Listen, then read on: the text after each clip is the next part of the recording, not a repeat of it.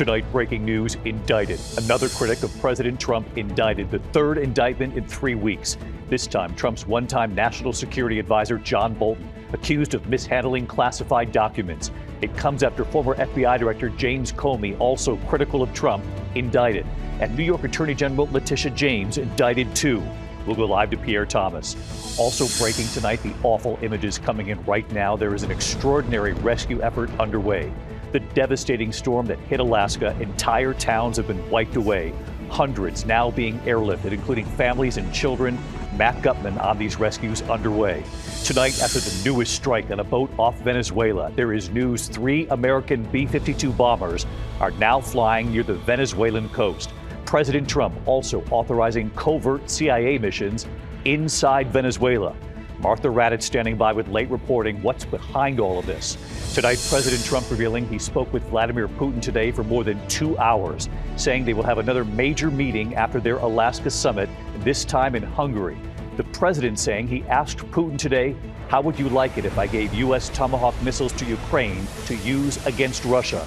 Tonight, the dramatic images of tear gas and violent clashes with federal agents in Chicago. And this evening, a judge now ordering those agents to wear body cameras. That judge saying she was startled by the images of the clashes.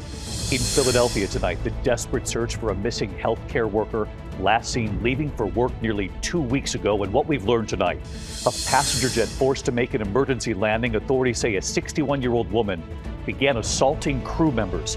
Tonight, there is breaking news as we come on. We have learned KISS co-founder Ace Frehley has died. And this evening, Diane Keaton's cause of death now revealed. What her family is now saying. And tonight here, the new and deeply moving tribute from actor Al Pacino. What he's now saying about Diane Keaton on screen, off screen, and what he reveals in this raw and heartfelt goodbye. From ABC News World Headquarters in New York, this is World News Tonight with David Muir. Good evening. We begin tonight here with the breaking news for the third time in 3 weeks. Another one of President Trump's most outspoken critics now indicted by a federal grand jury. This time, Trump's former national security advisor, John Bolton. The Justice Department tonight accusing Bolton of mishandling classified documents.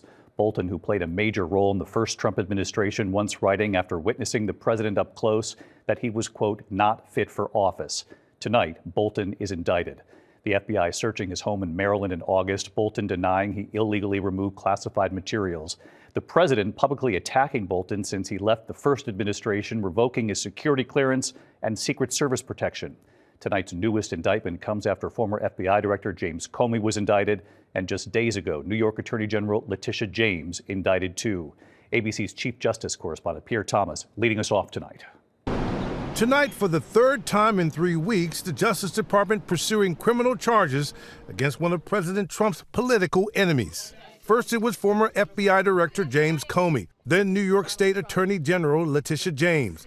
Now the president's former national security advisor turned outspoken critic John Bolton. Tonight, Bolton indicted by a federal grand jury on 18 felony counts for alleged illegal transmission and retention of classified documents. I think he's, a bad person. I think he's a bad guy. Yeah, he's a bad guy. It's too bad, but it's the way it goes. Case against him? That's the way it goes, right? The president has been railing against Bolton for years, ever since he published a tell-all book about his time in the administration, The Room Where It Happened. He took classified information and he published it during a presidency. It's not, it's one thing to write a book after, during.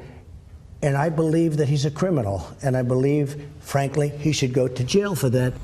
In August, federal agents searched Bolton's home in Maryland. What were they looking for? An office in Washington.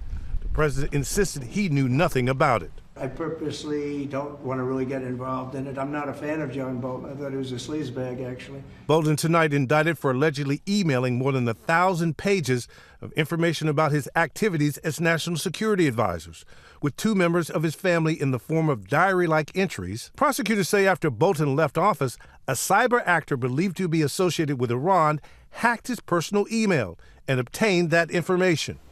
Prosecutors also say documents found in Bolton's home range from sensitive to top secret and include details about a future attack by an adversarial group in another country. and details about a foreign adversary's missile launch plans, as well as plans of a covert action by the U.S. government. But Bolton's attorneys say the documents were no longer considered classified, and Bolton himself has long denied any wrongdoing. Do you fear at all you could be prosecuted?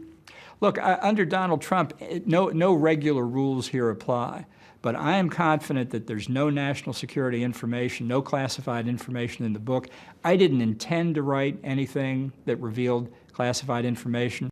David, this investigation began in the Biden administration. Tonight, Bolton's attorney, Abby Lowell, releasing a statement that Bolton did not retain or share classified information, that he, quote, kept diaries, emphasizing that this is not a crime. But David, if convicted of all these charges, he faces potentially decades in prison. David? Pierre Thomas leading us off here tonight. Pierre, thank you. Now to the other breaking story unfolding, the awful images coming in. There's an extraordinary rescue effort tonight now underway in Alaska. Families and children being lifted to safety. Hundreds of people now being airlifted, packed onto military planes there following a devastating storm. Entire towns wiped away. Matt Gupman with the images coming in tonight.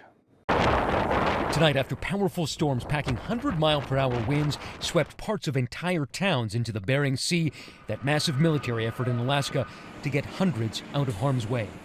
This Boeing C-17 crammed with 300 evacuees, touching down at Joint Base Elmendorf-Richardson in Anchorage overnight. Families, some with small children, some in wheelchairs, pouring out.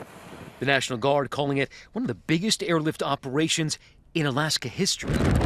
The storms fueled by remnants of a typhoon that tore across the Pacific, barreling into western Alaska over the weekend. That devastating storm surge flooding the towns of Kipnuk and Quigilingok. Tribal administrator Tristan Carl watched his uncle's home being swept away. And I saw my cousin and my nephew in there, and I never heard panicking or yelling like that ever before. This is the damage left behind in Kipnuk, the surging sea turning already melting permafrost into muck. And the only way out? By air. Coast Guard helicopters hoisting dozens of residents out of the floodwaters. The woman who shot this video says her home is now gone. And David, this monster storm has already left one person dead, 2 people missing. And just a short time ago, I spoke with emergency management officials in Alaska who say that this is still a very dynamic situation and that right now, tonight, they are still evacuating a couple of hundred people from those outlying areas. David? Yeah, those are just extraordinary images coming in, Matt. Thank you. Tonight, after the newest strike on a boat off Venezuela, we've now learned this evening there are 3 American B-52 bombers now flying near the Venezuelan coast. And President Trump tonight authorizing covert CIA missions inside Venezuela now. So Martha Raddatz with late reporting tonight. What's behind this? Tonight, the U.S. military launching a new attack on a boat off of Venezuela. A U.S. official telling ABC this time there were survivors. This as we're learning of a massive show of military force off Venezuela's coast. ABC confirming 3 nuclear-capable B-52 heavy bombers flew for hours in the Caribbean waters less than 90 miles from Venezuela. The move comes in the midst of a major U.S. military buildup in the region of some 10,000 U.S. troops, including special operations helicopters, the kind used by Navy SEALs and Delta Force, now conducting exercises in the Caribbean. This most recent boat strike is at least the 6th on what the administration claims are vessels operated by drug cartels, with President Trump now authorizing CIA missions in Venezuela and threatening ground strikes as well. We have a lot of drugs coming in from Venezuela, and a lot of the Venezuelan drugs come in through the sea, so you get to see that. But we're going to stop them by land also. Trump blames Venezuela's President Nicolas Maduro for drugs coming into the U.S. and is trying to pressure him to step down. The administration offering $50 million for information leading to his arrest and conviction on drug charges. And tonight, David, we're learning that Admiral Alvin Halsey, who is overseeing these operations, is stepping down. He has been on the job for less than a year. He is one of numerous senior officers who have resigned or been kicked out by Secretary Pete Hegseth since President Trump took office. David? Martha Raddatz on this tonight for us. Martha, thank you. Late today, President Trump revealing he spoke with Vladimir Putin for more than 2 hours today, saying after the Alaska summit, they will now meet again. And the president says he asked Putin directly, how would you like it if I gave U.S. Tomahawk missiles to Ukraine. Here's Mary Bruce.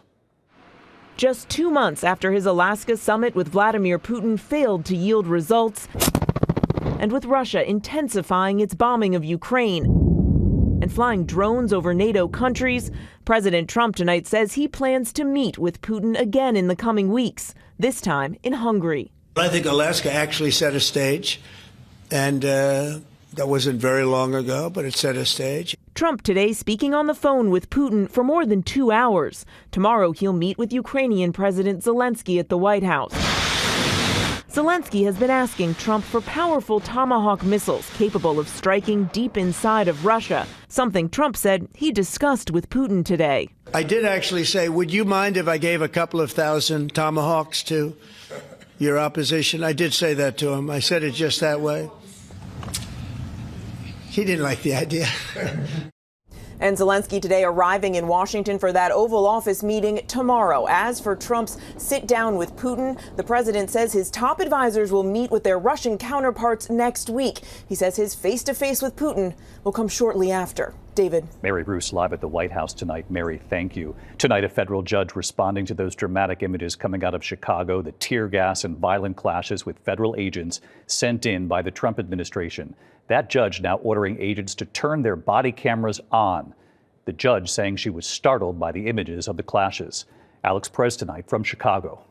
After seeing these images of violent clashes in Chicago ending with tear gas used on protesters, tonight a judge says federal agents who have body cameras must wear them during the Trump administration's sweeping immigration crackdown. U.S. District Judge Sarah Ellis saying she is deeply concerned with apparent violations of her earlier order restricting the use of force and riot control weapons, after video showed ICE agents striking a minister in the head with pepper balls.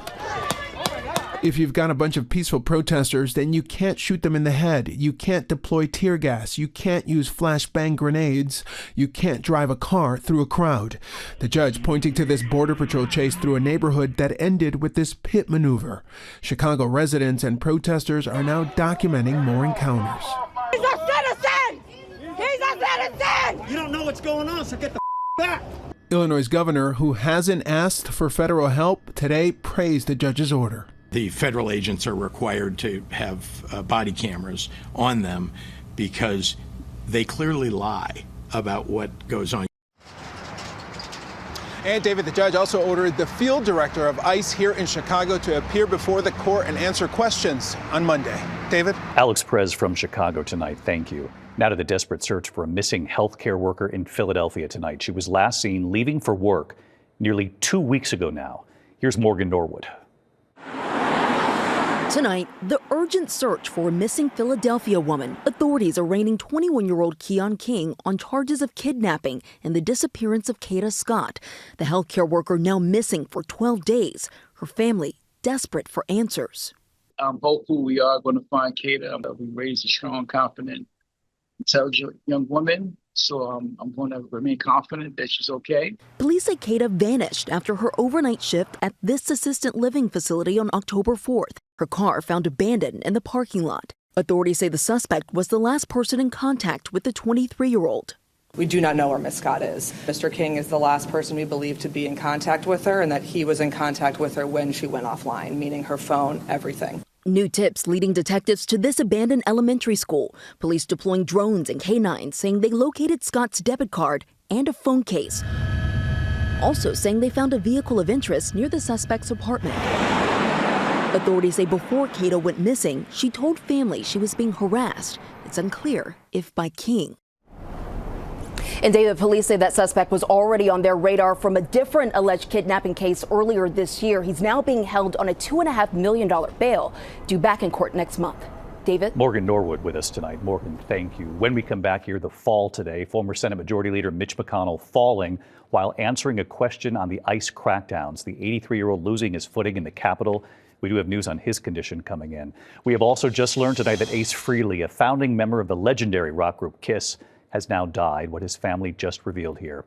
And Diane Keaton's family tonight now revealing her cause of death. And also right here, the new and deeply moving tribute tonight from actor Al Pacino about Keaton on screen and off screen, what he now reveals in his raw and heartfelt goodbye tonight. Tonight, KISS founding member and lead guitarist Ace Frehley has died. His family says he passed away peacefully, surrounded by family after a recent fall at home. Frehley helped to form the iconic rock band KISS back in the early 70s. He was a Grammy nominee and a Rock and Roll Hall of Famer. Ace Frehley was just 74. Kentucky Senator Mitch McConnell falling at the Capitol today, the 83-year-old falling while being asked a question about the ICE crackdowns. He got up and continued walking with the help of staff. A polio survivor, McConnell has had similar incidents in the past. Earlier this year, he said he would not be seeking re-election. When we come back here tonight, the passenger plane, the emergency landing, they say a 61-year-old woman began attacking crew. What we've learned. We've also learned tonight Diane Keaton's cause of death. Tonight, to the index of other news, Alaska Airlines, as a flight from Portland to Dallas was forced to make an emergency landing in Boise, Idaho because of an unruly passenger. Police saying the 61-year-old female passenger struck two airline employees on that flight on Tuesday. Is this suspect being detained by passengers? Do we know the status of the situation there? Smoke 7, they're in flex cuffs right now. The passenger was arrested and is now facing 2 counts of battery. Tonight, in 15 states across the northern part of the country, from New York to Idaho, Montana, all the way up to Alaska, could get quite a show tonight. The northern lights could be visible, expected to peak this evening right into the overnight hours. Send us your images. When we come back here tonight, Diane Keaton's cause of death revealed, what her family is now saying tonight, and actor Al Pacino and his new and deeply personal tribute to Diane Keaton tonight. Finally tonight here, Diane Keaton's family now revealing her cause of death, and actor Al Pacino tonight with a new and heartfelt tribute. Tonight, so many fans and colleagues, fellow actors, saying Diane Keaton's death hit them in unexpected ways, that she was a light on screen and off. Tonight, her family now telling People magazine they're, quote, grateful for the extraordinary messages of love and support, and that their beloved Diane passed away from pneumonia. Her final Instagram post was Keaton with her beloved dog, Reggie. She gave away millions to causes over the years, the Helen Woodward Animal Center in Santa Fe, California, telling us tonight it's impossible to count the number of lives that Diane has saved. Tonight, they're seeing donations in memory of Diane.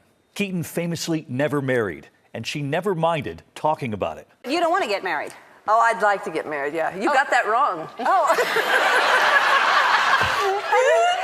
I didn't know that you wanted to get married. I thought... Oh, yeah, very bad. And what happened was nobody ever asked me. Oh, well, somebody will now. No, I don't think so. Not after this show. Michael, why did you come here? Why? And tonight here, the new tribute from Al Pacino, his raw and heartfelt words. They starred alongside one another in the Godfather movies. Because I care for you. Please stop it, Michael. Because I want you to marry me. It's too late. It's too late. The two were together on screen and off for years. Tonight, Al Pacino telling Deadline, when I first heard the news, I was shaken. Diane was my partner, my friend, someone who brought me happiness, and on more than one occasion influenced the direction of my life. On screen, she was magnetic, lightning and charm, hurricanes and tenderness. She was a wonder. And he finished by saying, I will always remember her. She could fly, and in my heart, she always will. Al Pacino was among the actors who honored Diane Keaton for the American Film Institute's Lifetime Achievement Award. We all met for the first time, I don't know if you remember it. Pacino saying the first time they met was a restaurant in Harlem with the cast of The Godfather. There was Marlon Brando. He was there, the Godfather, at the head of the table. And I remember he got up early on and introduced himself and walked over to Diane. And he said, "Hi, Diane. I'm Marlon Brando." And she looked up, shook his hand, and said, "Yeah, right, okay, good, that's fine, okay, you're right." And then Pacino addressing Diane Keaton directly. You're an artist, you're a great artist. I remember it and I love it, and I love you forever. Thank you. Al Pacino on Diane Keaton. I'm David Muir. I'll see you tomorrow. Good night. David Muir, the most watched newscast in America. And now, ABC's World News Tonight has won the Emmy for Best Live News Program for the third year in a row.